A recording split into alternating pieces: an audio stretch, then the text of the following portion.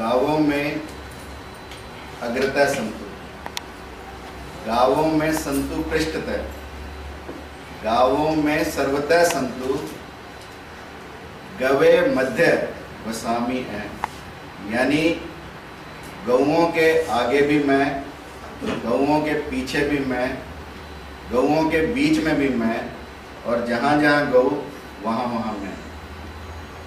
राजा दिलीप, पहली बात तो रघुवंशी, रघुवंश तो दिलीप के बाद शुरू हुआ। सूर्यवंशी राजा थे और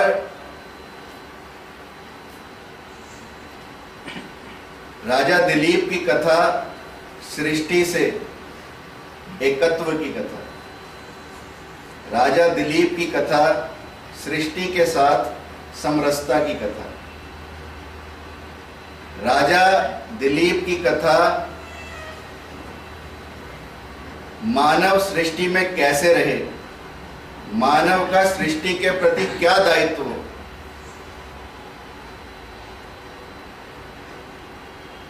इन बातों को लेकर। यानी राजा होने के बावजूद प्रजा का ध्यान तो सब लोग रखते हैं, परंतु उसके राज्य में जीव जंतुओं की मान सम्मान कैसे हो, जीव जंतु का रख रखाव कैसे हो, जीव जंतुओं के प्रति हमारे क्या भाव हो।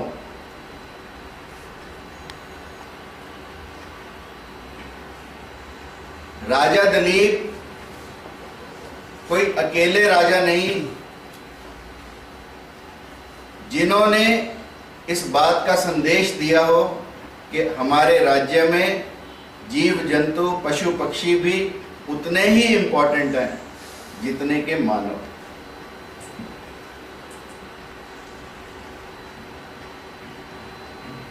राजा दिलीप के अलावा अनेकों ऐसे उदाहरण हमारे पुराणों में मिलते हैं। राजा शिवी ने कबूतर के लिए,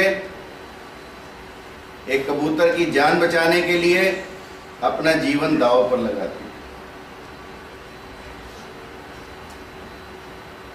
राजा भरत ने एक मृग शावक के लिए, एक हिरणी के बच्चे को की रक्षा के लिए अपना संपूर्ण जीवन उसके लिए लगा दिया और अंततः हिरण की गति पाई।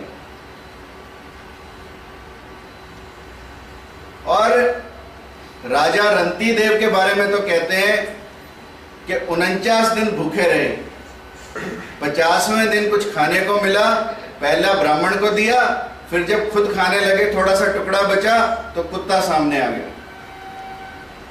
49 दिन भूखे रहने के बावजूद 50वें दिन स्वयं ना खाकर कुत्ते को खाने के लिए दिया। ऐसे ऐसे राजा भारत की धरती पर पैदा हुए। और ये कथा कोई राजा महाराजाओं की नहीं, हमारे देवी देवताओं ने भी। विष्णु जी गरुड़ पर सवार, भगवान शिव नंदी पर सवार। भगवान शिव से पहले नंदी की आराधना होती। भगवान गणेश मूषक पर सवार है, चूहे पर सवार है। यानी इतना बड़ा शरीर फिर भी एक छोटे से चूहे पर। एक संदेश कि हमें छोटे से छोटे प्राणी को, प्राणी से कार्य कैसे लिया जाए, छोटे से छोटे व्यक्ति की सृष्टि में क्या इंपॉर्टेंस है, दैट इज द मैसेज। मां सरस्वती हंस पर सवार, लक्ष्मी उल्लू पर सवार, मां शेरा वाली भी है और मां गर्दभ सवारी भी है, मां गाय सवारी भी। The only and only message across is that we not only have to care about the human beings, striking a balance with the other animals in nature is equally important.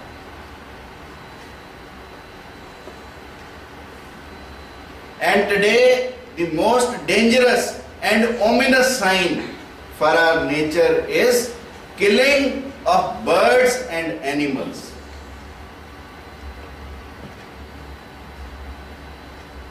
You see, with all these mobile waves, the short waves surrounding us, you will not find sparrows now.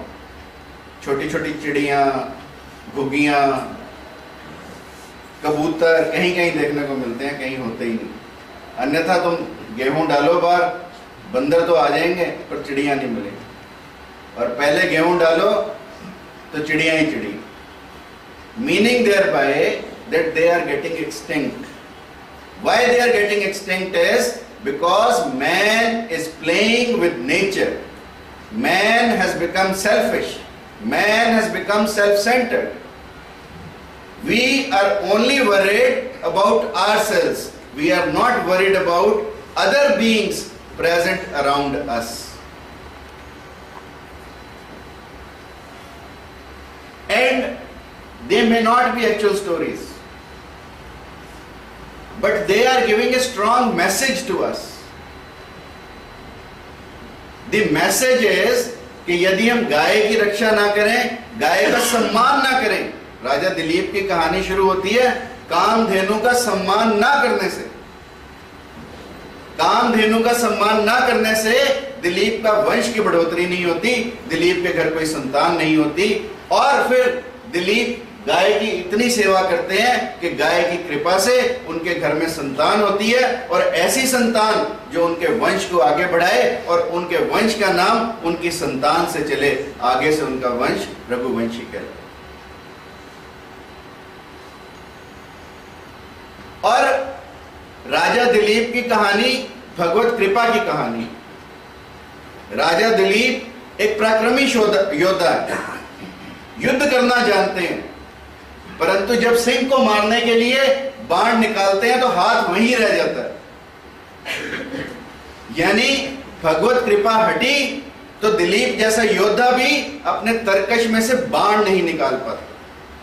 यानी the message is कि जो कुछ भी हमारे जीवन में घटित होता है वो भगवत कृपा से घटित होता है, अन्यथा हम निष्प्राण हैं। अन्यथा वही अर्जुन भीलों ने पकड़कर पीटा, जिस अर्जुन को हम सबसे महान धनुर्धर मानते हैं, उस अर्जुन को छोटे छोटे भीलों ने, जिनका कोई पराक्रम नहीं था, पकड़कर पीटा। और सारी की सारी कृष्ण की गोपियां जिनकी रक्षा के लिए अर्जुन साथ में जा रहे थे वो छीन ली। क्यों?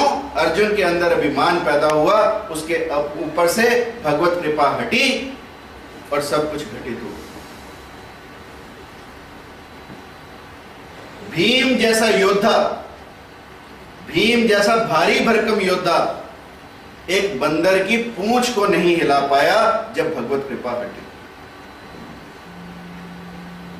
हनुमान जैसा पराक्रमी, हनुमान जैसा शक्तिशाली, हनुमान जैसा बलशाली बालू के शिवलिंग को हिला नहीं पाया जब राम की कृपा हनुमान से हटी।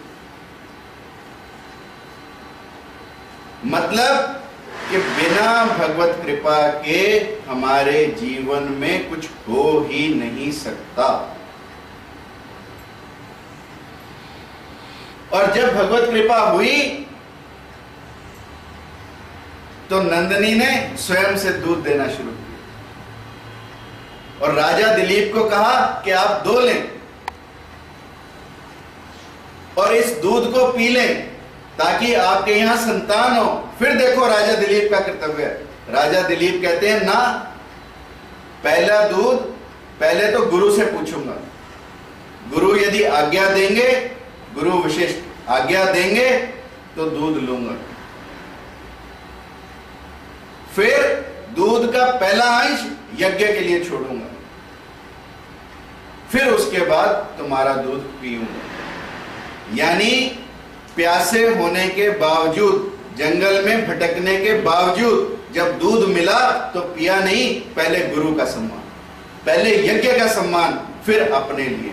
यानी पहला सब कुछ दूसरों के लिए, फिर अगर कुछ है तो वो अपनों के लिए। ऐसा राजा दिलीप की कथा और अनेकों उदाहरण जिनके बारे में चर्चा हम करते रहेंगे। और राजा दिलीप को याद इसलिए करें ताकि हम सृष्टि के साथ एकत्व भाव के साथ जीवित रह सकें।